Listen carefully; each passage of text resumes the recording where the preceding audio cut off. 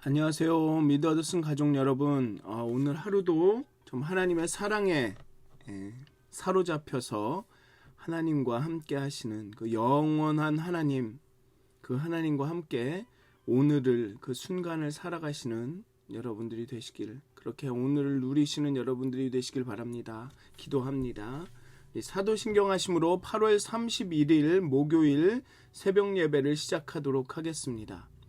전능하사 천지를 만드신 하나님 아버지를 내가 믿사오며 그 외아들 우리 주 예수 그리스도를 믿사오니 이는 성령으로 잉태하사 동정녀 마리아에게 나시고 본디오 빌라도에게 고난을 받으사 십자가에 못 박혀 죽으시고 장사한 지 사흘 만에 죽은 자 가운데서 다시 살아나시며 하늘에 오르사 전능하신 하나님 우편에 앉아 계시다가 저희로서 산 자와 죽은 자를 심판하러 오시리라. 성령을 믿사오며 거룩한 공회와 성도가 서로 교통하는 것과 죄를 사하여 주시는 것과 몸이 다시 사는 것과 영원히 사는 것을 믿사옵나이다. 아멘. 찬송가 183장 함께 찬양하시겠습니다. 빈들의 마른 풀 같이 함께 찬양하시겠습니다. 찬송가 183장입니다. 빈들의 마른 풀 같이.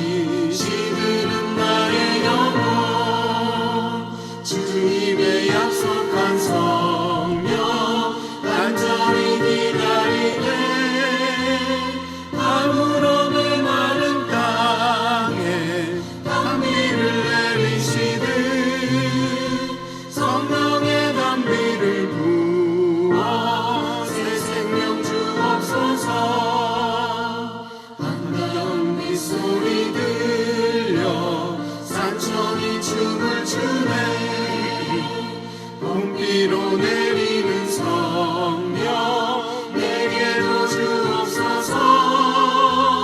가물어 메마른 땅에 단비를 내리시듯 성령의 단비를 부어 새 생명 주옵소서.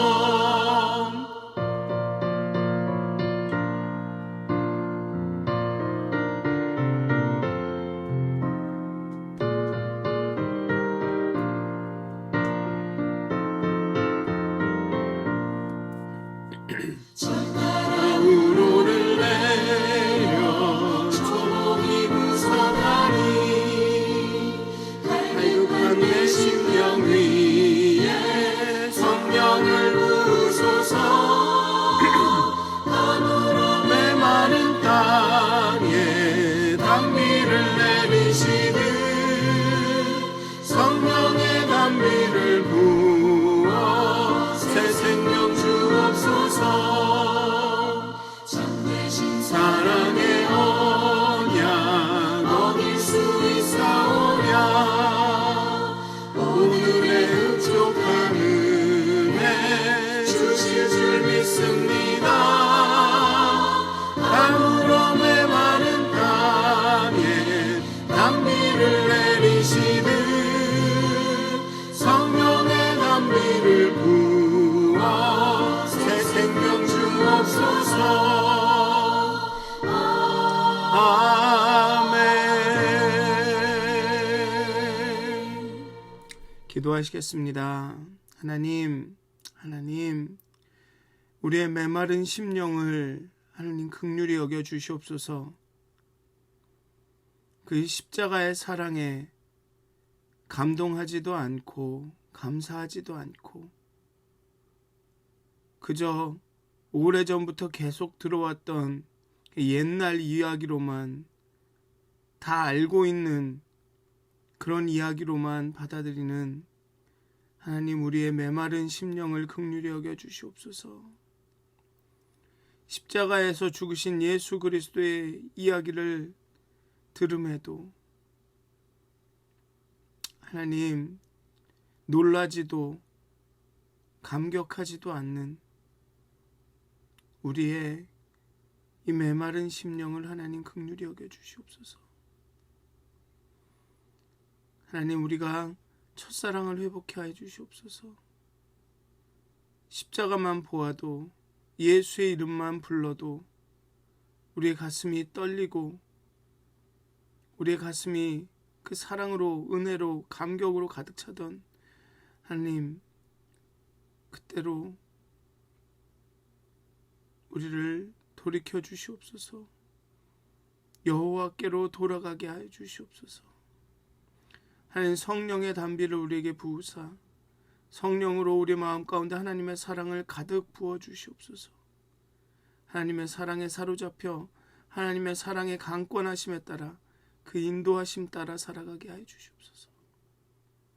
오늘 하루도 하나님의 은혜의 단비, 하나님 그 성령의 단비, 하나님 그 사랑의 단비로 흠뻑 젖고 살아갈 수 있도록 하나님 인도하여 주시옵소서. 감사합니다. 예수님의 이름으로 기도하였습니다. 아멘. 오늘 함께 나누실 말씀은 전도서 4장 1절부터 6절까지의 말씀입니다. 전도서 4장 1절에서 6절까지의 말씀입니다.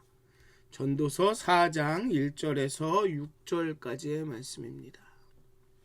제가 봉독하도록 하겠습니다. 전도서 4장 1절에서 6절까지의 말씀입니다. 내가 다시 해 아래에서 행하는 모든 학대를 살펴보았도다. 보라, 학대받는 자들의 눈물이로다. 그들에게는 위로자가 없도다. 그들을 학대하는 자들의 손에는 권세가 있으나 그들에게는 위로자가 없도다. 그러므로 나는 아직 살아있는 산 자들보다 죽은 지 오랜 죽은 자들을 더 복되다 하였으며, 이 둘보다도 아직 출생하지 아니하여 해 아래서 행하는 악한 일을 보지 못한 자가 더 복되다 하였노라. 내가 또 본즉 사람이 모든 수고와 모든 재주로 말미암아 이웃에게 시기를 받았으니 이것도 헛되어 바람을 잡는 것이로다. 우매자는 팔짱을 끼고 있으면서 자기의 몸만 축내는도다. 두 손에는 가득하고 수고하며 바람을 잡는 것보다 한 손에만 가득하고 평온함이 더 나으니라. 아멘. 전도자는 2장 3장에 이어 인과응보나 권선징악의 원리가 작용하지 않는 현실을 직시합니다.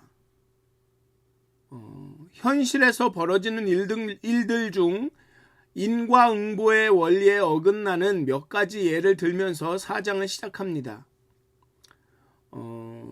뿌린 대로 거두는 원리가 권선징악, 선한 것은 흥하고 악한 것은 징계를 당하는 그런 원리가 제대로 작동하지 않는 세계란 전도자에게 악하고 고통스러운 것입니다. 물론 인과응보, 권선징악의 원리가 기본적으로는 지켜지지만 그렇지 않은 예외적인 일들이 있다는 거죠. 그리고 전도자는 그 예외에 굉장히 극단적인 예들을 들면서 이 인과응보나 권선징악의 원리가 100% 적용되지 않는 그런 현실을, 어떤 경우는 역으로 악한 사람이 흥하고 선한 사람이 고통을 받는 이런 현실을 보면서 고통스러워하고 있죠. 그러니까 헛되다라는 것이, 그리고 그 헛되다라는 것이 그러한 고통에 조금 위로가 되는 것입니다. 그러니까 전도서는 허무함에 대한 책이 아닙니다. 니힐리즘, 허무주의에 대한 책이 아닙니다. 허무한 세상 가운데 정말로 이게 뭐라 그럴까요? 의미 없고 헛되고 정말 불공평하고 부당하고 그런 세상 가운데에서 소망을 보는 책입니다. 어떻게 보면. 그리고 그 소망은 하나님께로, 영원하신 공의로우신 성실하신 정직하신 하나님께서만 오는 것이죠. 이러한 현실 가운데 이런 그런 어떤 인과응보나 권선징악의 원리가 제대로 작동하지 않는 그런 현실 가운데 그런 인과응보의 원리를 기대하면서 권선징악의 원리를 기대하며 사는 것은 오히려 전도자의 관점에서는 우매한 것이죠. 그렇다고 전도자가 계속 말씀드리지만 그 규범적인 지혜, 잠언에서 이야기하는 그 원리들, 이렇게 삶을 살면 된다. 이런 사람은 이렇게 해야 되고 저런 사람은 저렇게 해야 된다. 이렇게 하는 것이 지혜로운 것이고 이렇게 한 것이 우매한 것이다. 이것이 선이고 이것이 악이다라고 이야기하는 잠언을, 규범적 지혜를 전면으로 부인한다고 생각해서는 안 됩니다. 그 모든 원리들이 절대로 적용되지 않는다. 그냥 막 살아라. 뭐 이런 이야기를 한다고 생각해서는 안 되는 것입니다. 그러니까 여러분들도 잘 아시겠지만 어떤 가설이 있는데 그 가설에 반대되는 그 가설이 옳지 않다고 말하고 있는 한 가지 사례라도 발견한다면 그 가설을 확정된 원리라고 규칙이라고 규정할 수 없다라는 것을 여러분들 아실 겁니다. 그러니까 일반적으로 이렇습니다라고 단언해서 말해서는 안 된다는 거죠. 즉 적용이 되지 않는 경우도 있음을 생각하고 말해야 된다는 겁니다. 그 이야기를 하고 있는 겁니다. 전도서는. 일반적으로는 이렇지만 예외의 경우가 있다. 그리고 어떤 경우는 예외의 경우가 더 많다. 그리고 그런 예외의 경우가 있는 것은 하나님이 그 때와 기한을 정하시기 때문이다. 그러니 하나님만 바라보고 그런 예외의 경우에 하나님을 의지해야 한다를 이야기하고 있습니다. 사실 1장부터 3장에서 전도서의 가장 중요한 주제이자 전제가 모두 등장합니다. 이는 잠언과 굉장히 다른 점이죠. 1장에서 3장의 전도서의 가장 중요한 전제가 다 등장합니다. 첫째로 하나님과 인간의 차이를 극명하게 나누면서 즉 올람과 헤벨, 영원과 순간, 잠깐 존재했다 사라지는 존재인 헤벨과 영원히 지금까지도 존재해왔고 앞으로도 존재할 그 영원의 차이, 극명한 차이를 나타내면서 하나님의 절대 주권을 강조합니다. 하나님께서 그 범사의 기한과 때를 정하신다라는 거죠. 그리고 헤벨인 인간은 올람, 영원의 그 규범, 때와 기한을 온전히 이해할 수 없다는 점, 그것을 1장부터 3장에서 이야기합니다. 하나님과 인간의 극명한 차이이고 그리고 하나님께서 이 모든 세계를 절대 주권으로 다스리고 계신다는 것, 때와 기한을 정한다는 것, 그리고 헤벨인 인간은 순간적인 존재인, 찰나적 존재인 인간은 영원한 존재인 하나님이 만드신 그 규범들, 패턴, 시와 때를 온전히 이해할 수 없다는 것.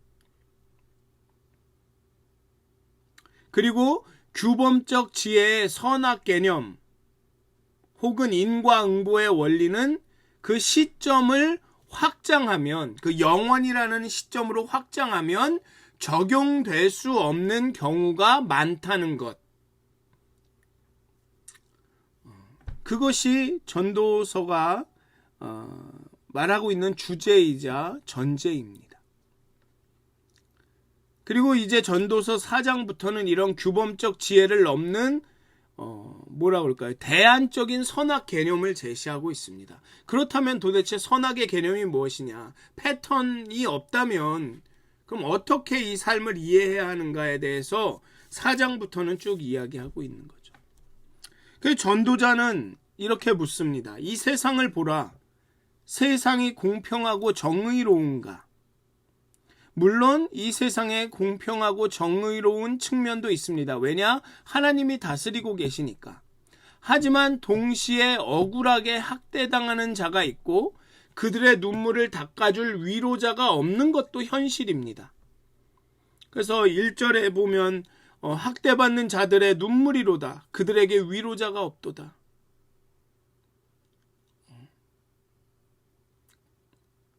이 권세를 가진 악인들은 오히려 위풍당당합니다. 학대하는 자들의 손에 권세가 있습니다. 그게 현실이라는 거죠. 그러니 죽는 것이 사는 것보다 나을 만큼 삶 자체가 고통인 이들이 있습니다. 모든 사람의 삶이 그렇다는 얘기는 아닙니다. 하지만 많은 사람들의 삶이 그렇다는 거죠. 욥이 얘기했던 것처럼 차라리 태어나지 않았으면 더 나았을 만큼 악에게 해를 당하는 이들도 있습니다. 그들의 잘못이 아닙니다. 그렇다고 어떤 패턴이 보이는 것도 아닙니다. 악을 행했기 때문에 징계를 받는 게 아니라는 거죠. 우매하기 때문에 그런 어리석은 길로 가는 것이 아니라는 겁니다. 그런 패턴이 보이지도 않는데 학대를 받는 사람들이 있다는 겁니다. 그리고 선을 행하지도 않았는데 권세를 누리는 사람들이, 아니 오히려 악을 행하는데 다른 사람들을 학대하는데 권세를 누리는 사람들이 있다는 거죠. 해 아래에서는 해 아래 모든 것이 헛된 새로운 것도 없고 그 해 아래에서는 하나님이 재판장이시라는 것도 사실입니다. 진실입니다. 그렇지만 악이 지배하는 것도 진실입니다. 악의 문제, 고통의 문제에 대해서 너무 쉽게 설명하지 말고 너무 빨리 의미를 부여하지도 말자. 이 두 가지 현실을 모두 똑바로 직시할 때 나의 고난을 또한 타인의 고난을 감내하고 공감할 수 있다는 겁니다. 그 욥의 세 친구는 이 고통의 문제, 악의 문제를 굉장히 단순하게 접근을 하죠. 너 하나님한테 뭔가 잘못을 한 거야. 하나님이 너를 징계하는 거야. 이렇게 단순하게 얘기하지 말자는 게 전도서의 이야기입니다. 우리 많은 분들 그러죠. 누가 힘들고 어려운 일이 닥치면 야, 너 기도해. 너 회개해. 너 뭔가 잘못됐네. 하나님과의 관계에서 뭔가 너가 잘못해서 지금 고통을 당하고 있어. 쉽게 이야기하죠. 회개하라고 합니다. 옛날에, 요즘은 좀 안 그러실지 모르겠는데 제가 뭐 중고등학교, 대학교 때만 해도 뭐가 문제가 생기면 회개하라고 했습니다. 어디가 아프면 귀신 들었다고 하고. 그러지 말자는 게 이 전도서의 이야기입니다. 하나님이 다스리고 계시고 하나님이 선을, 의로움을, 지혜를 주관하시고 축복하시는 게 맞고, 또한 그렇지만 그럼에도 불구하고 악이 지배하는 현실도 사실이라는 거죠. 이유 없이 우리가 악한 일을 당할 수 있다는 것입니다. 내 잘못이 아니라 누군가의 잘못으로도 고통을 당할 수 있다는 거죠.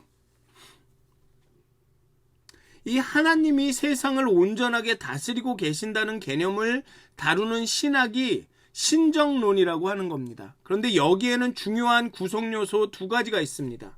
하나님의 절대 주권과 하나님의 절대 선이라는 겁니다. 하나님은 선하고 올바른 방식으로 절대적인 주권으로 세상을 다스리신다는 것입니다.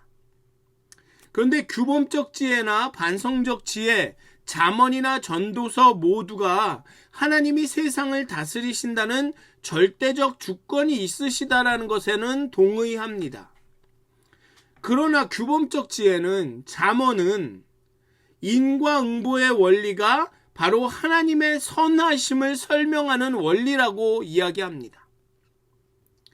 선한 사람에게 복을 주고 악한 사람에게 징계를 주고 지혜로운 자들에게 생명을 주고 우매한 자들을 죽음의 길로 가게 하고, 이게 하나님의 선하심을 설명하는 원리라고 이야기합니다.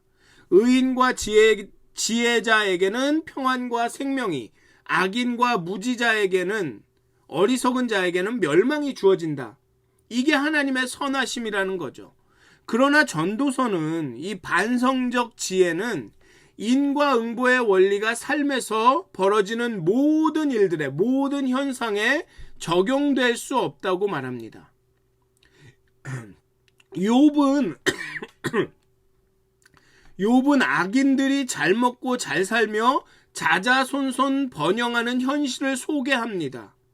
그리고 의롭게 산 자신의 삶을 저주하죠. 그런 현실도 있다는 겁니다. 전도서가 말하는 것은. 그게 하나님의 선일 수 있다는 겁니다. 전도서는.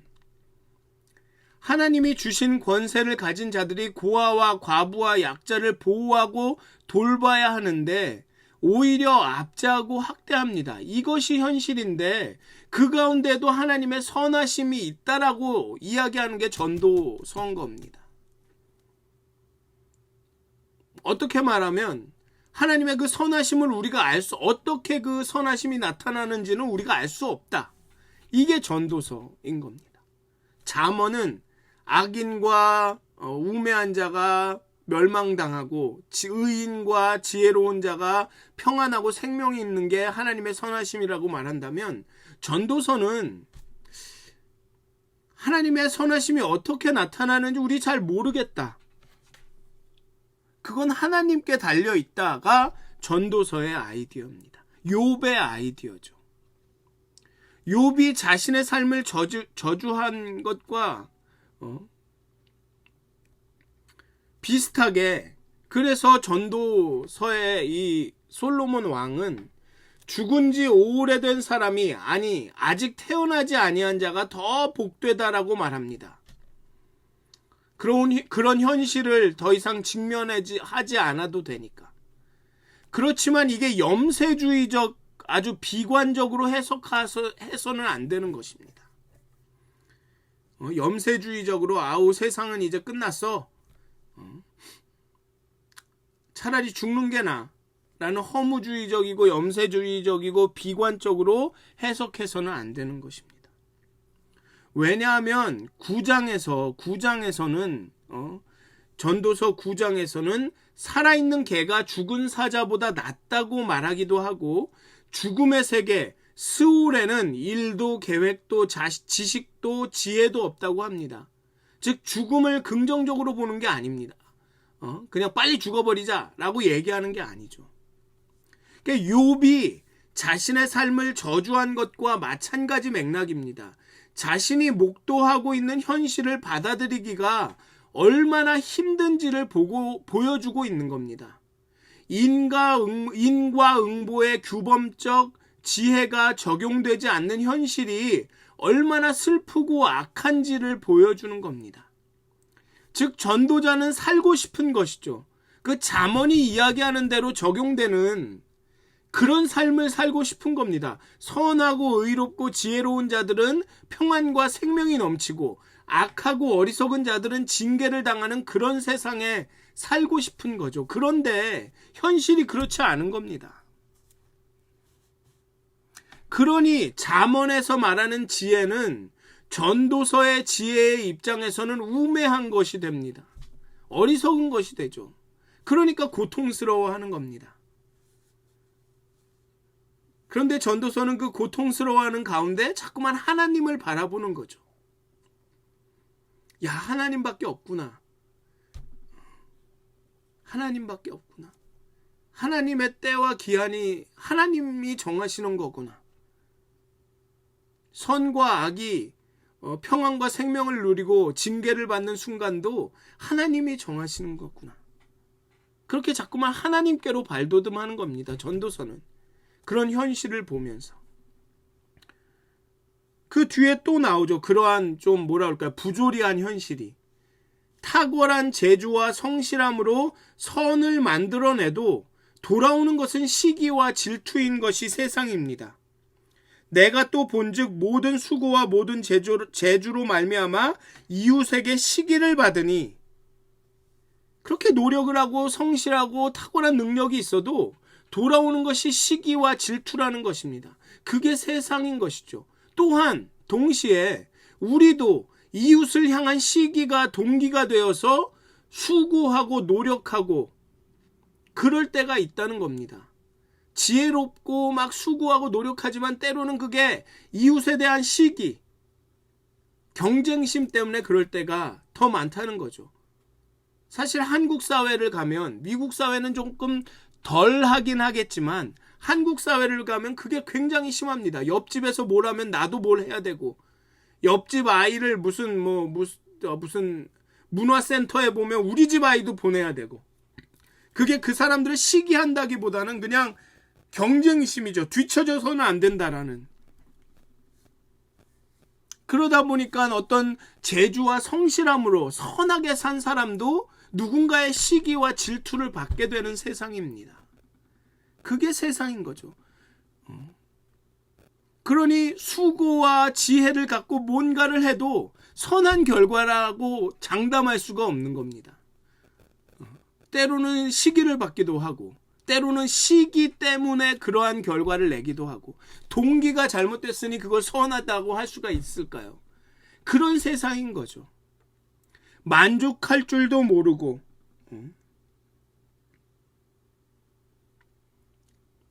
아무도 축하받는 승자가 되지 못하게 합니다. 요즘은 그렇죠. 내가 잘했다고 말하는 게 아니라, 내가 이렇게 잘할 수 있다고 이야기하는 게 아니라 제가 진짜 못한다고 말하는 세상입니다. 특히나 정치인들을 보면 그렇죠. 우리가 이런 정책과 이렇게 열심히 할 겁니다라고 이야기하는 게 아니라 상대편이 못했습니다. 쟤네 못합니다. 쟤네 썩었습니다. 잘못됐습니다. 이렇게 얘기하는 세상이라는 겁니다. 아무도 축하받는 승자가 되지 못하게 합니다. 상대적인 빈곤감과 상실감만 만들어냅니다. 죽어라 하고 수고하고 재능을 사용하고 막 하는데 결국은 상대적인 빈곤감, 때로는 허무감, 상실감만이 넘쳐나는 세상입니다. 동료와 친구를 짓밟아야 살아남는 이 경쟁 사회는 모두를 고통스럽게 합니다. 이것도 헛됩니다. 바람을 잡는 일입니다.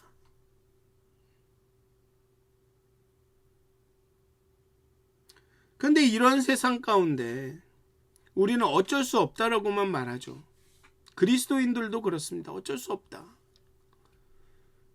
인간이다. 근데 그렇게만 말하지 않으셨으면 좋겠습니다. 엄연한 현실이죠. 그 바람 잡는 일입니다. 하지만 그리스도인들인 우리는 서로 양보하고 배려하고 사랑으로 함께 사는 세상을 위해 기도하고 행동했으면 좋겠습니다. 타인의 재주와 성취에 기꺼이 박수 쳐주었으면 좋겠습니다. 그게 뭐라고? 바람 잡는 일이라고 하지 않습니까? 그냥 박수 쳐주면, 시기하고 질투하는 것이 그냥 바람 잡는 일이라고 하지 않습니까? 그 경쟁심에 노력하고 수고하는 그 모든 것이 헛되다고 하지 않습니까? 그러니 박수 쳐줄 수 있지 않습니까?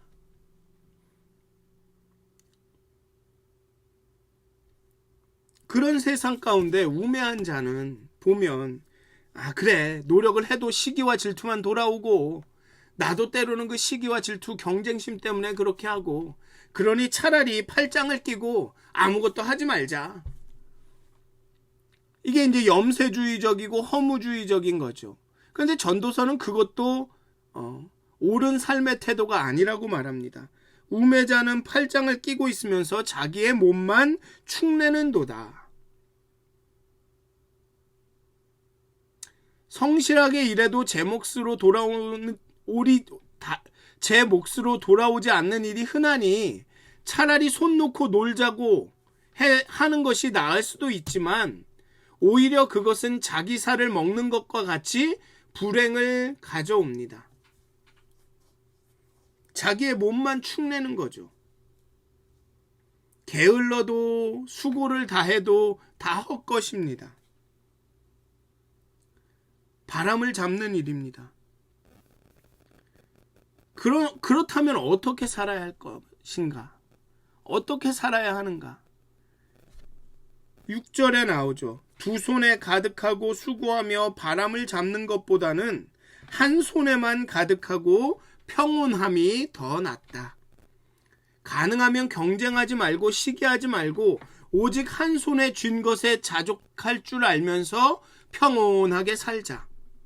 남으면 나누고 모자라면 모자란 대로 살 줄 아는 비결을 배우자. 그게 바울이 이야기하는 비천에도 처할 줄 알고 존귀에도 처할 줄 아는 자족의 모든 비결을 아는, 당장 행한 대로 열매가 돌아오지 않는다고 아예 포기하지는 말자. 내가 수고하고 노력했는데 시기와 질투만 돌아온다고 팔짱을 끼고 가만히 있지는 말자.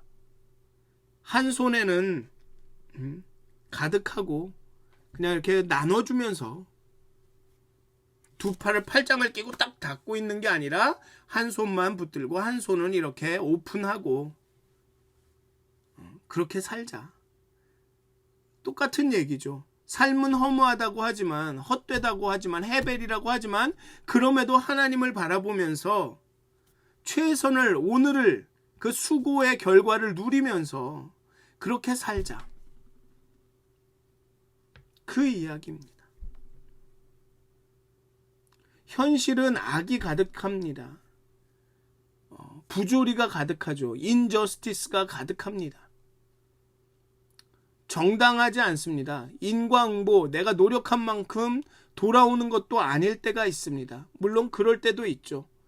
그렇지만 노력해도 시기와 질투만 돌아오고 아주 독한 마음으로 뭔가를 해야 될 때도 있고, 그렇다고 또 게으르게 사는 것도 안 되고, 그런 현실입니다. 그런 현실 가운데 우리가 의지할 분은 오직 하나님밖에 없는 겁니다. 하나님이 우리 안에서 주관하시고, 하나님이 우리를 위로하시고, 하나님이 우리에게 힘주시고, 그 하나님의 사랑이 우리를 사로잡지 않으면 살아갈 수 없는 것이죠. 하나님께서 우리 마음 가운데 사랑을 충만케 주지 않으시면 우리는 한 손에만 가득하고 평온한 삶을 살 수가 없습니다. 경쟁하는 사회에서는 시기와 질투라도 해야죠. 경쟁해야죠. 두 팔짱을 끼고서는 아무것도 안 해 라고 하고 있으면 도태됩니다.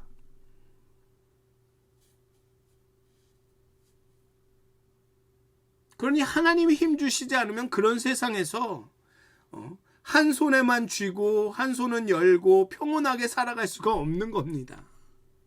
하나님이 필요한 겁니다. 전도서에 이 밑에 깔려 있는 것은 하나님이 절대 주권자시고 하나님에게 모든 게 있고 하나님께서 다스리시고, 그러니 우리는 하나님께로 돌아가고 하나님만 의지해야 합니다.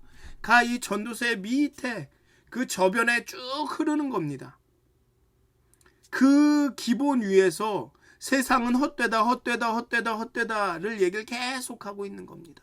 절대 허무주의적인 책이 아닙니다. 전도서는 절대로 염세주의적인 책이 아닙니다.